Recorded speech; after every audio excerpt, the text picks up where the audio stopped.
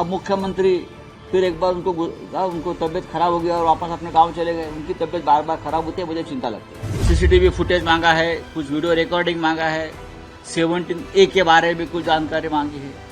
ये मांगने के बाद चुनाव आयोग हड़बड़ा गया। कयास लगाने के ऊपर निर्मला सीतारमण ने जीएसटी नहीं लगाई है। हाँ, उसके ऊपर भी लगाएंगे, ज्यादा कयास मत लगाइए, जीएसटी लगेगी आपके ऊपर। देखिए, गार्डियन मिनिस्टर जो होते हैं, अभी पहले सरकार नहीं बना, सरकार बना तो जो विभाग है, जो खाते वाटे बोलते हैं, पोर्टफोलियो, उनका डिस्ट्रीब्यूशन 1 महीने तक अभी कल किया है। अब गार्डियन मिनिस्टर के बारे में खींचतान चल रहा है।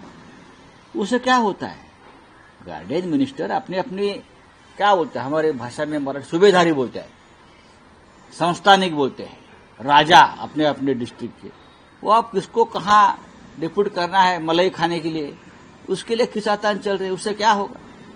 हाँ, तो आखिर तक चलेगा अपने अपने बार्गेन पावर लगा के। अब मुख्यमंत्री फिर एक बार उनको तबीयत खराब हो गया और वापस अपने गांव चले गए। उनकी तबीयत बार बार खराब होती है, मुझे चिंता लगती है। क्या किया फडणवीस साहब ने, उनके ऊपर कौन सी जादू किया है मुझे मालूम नहीं। बार बार कैसे बीमार पड़ते, इतने मजबूत आदमी, तो देखना पड़ेगा। कल्याणमध्ये पूर्ण आता हल्ला केलेला आहे। इलेक्ट्रॉनिक दस्तावेज को लेकर एक नया जो है रूल आया है इलेक्शन कमीशन की ओर से। अगर लोकतंत्र की हत्या है। जो रूल बनाया है कि इलेक्शन कमीशन के पास हम जानकारी नहीं मांग सकते। अब हम किसी भी प्रकार की जानकारी चुनाव आयोग से नहीं मांग सकते। ये तानाशाही है भाई, क्यों नहीं मांग सकते? अगर आप ये चाहते हैं कि हम आपसे जानकारी नहीं मांग सकते, तो सबसे पहले आप ईवीएम हटा दीजिए और बैलेट पेपर का चुनाव लाइए। हम आप कोई जानकारी नहीं मांगेंगे आपसे। आप ये जो कुछ छुपाना चाहते हैं जनता से, एडवोकेट महमूद प्राचा ने पंजाब हाईकोर्ट से कुछ दस्तावेज मांगने की कोशिश की और हाईकोर्ट ने आदेश दिया। सीसीटीवी फुटेज मांगा है, कुछ वीडियो रिकॉर्डिंग मांगा है, 17A के बारे में कुछ जानकारी मांगी है। ये मांगने के बाद चुनाव आयोग हड़बड़ा गया और मोदी और शाह जी के चरणों में जाकर बैठा और फिर 24 घंटे में पूरे नियम बदल दिए कि कोई जानकारी नहीं मांग सकती। ये कौन सी तानाशाही? इस देश में लोकतंत्र, इसलिए तो हम कहते हैं डॉक्टर बाबा साहेब अम्बेडकर ने लिखा हुआ संविधान के खिलाफ ये लोग काम कर रहे हैं। ये तो है ना, डर है ना लोगों के मन में, और आपका बर्ताव उसी दिशा में चल रहा है। हमको जानने का अधिकार है कि हमारे वोटों का क्या हो गया है, जो मैंने वोट दिया है वो कहाँ गया है।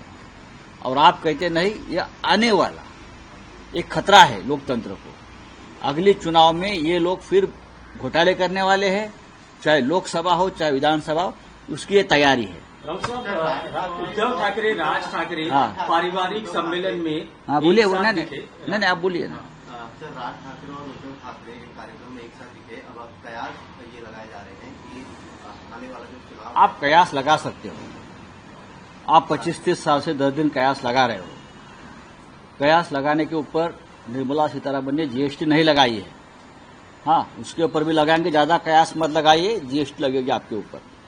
देखिए, ये दोनों भाई है, पारिवारिक रिश्ता है दो भाइयों का। घर में शादी है, एक फैमिली फंक्शन है, दो भाई उनके परिवार एक साथ आए हैं, उसका स्वागत होना चाहिए। भाई अगर भाई से मिलता है, बैठते हैं, गपशप करते हैं, शादी में बैठते हैं, तो उनका स्वागत करना चाहिए। महाराष्ट्र की परंपरा है ये हमारे। राजनीति बाहर, दरवाजे के बाहर, घर के बाहर भाई भाई से मिलता है, भाई बहन से मिलता है, तो उसका स्वागत करना चाहिए। राउत साहब, दोनों पार्टियों के कार्यकर्ताओं का ये मानना है कि इन दो भाइयों को अब राजनीतिक जीवन में भी एक साथ आना चाहिए, गठबंधन करना चाहिए महाराष्ट्र की राजनीति। देखिए, जब तक राज ठाकरे जी, नरेंद्र मोदी, अमित शाह और देवेंद्र फडणवीस के साथ काम करते हैं, तब तक ये नामुमकिन है। नरेंद्र मोदी जी, अमित शाह जी, फडणवीस, ये तीनों ने मिलकर महाराष्ट्र लूटने का जो एक काम चालू किया, महाराष्ट्र तोड़ने का, महाराष्ट्र लूटने का, महाराष्ट्र को कंगाल करने का, मराठी मानुस के ऊपर अन्याय करने का, जो उसने बीड़ा उठाया है, और राज ठाकरे जी उनके साथ खड़े हैं। तो आप बताइए, आप मुझे सवाल पूछते हो कि ऐसे नेता के साथ शिवसेना कैसी जा सकती है? ये वैचारिक मतभेद है, ये in the interest of Maharashtra में बोल रहा हूं, ये महाराष्ट्र के हित की रक्षा की बात करता हूं। ठीक है, राज ठाकरे के बेटा चुनाव लड़ रहा था, अमित, दादर में चुनाव हार गया। क्यों हराया उनको लोगों ने? इसी वजह से हराया। चलिए, थैंक यू।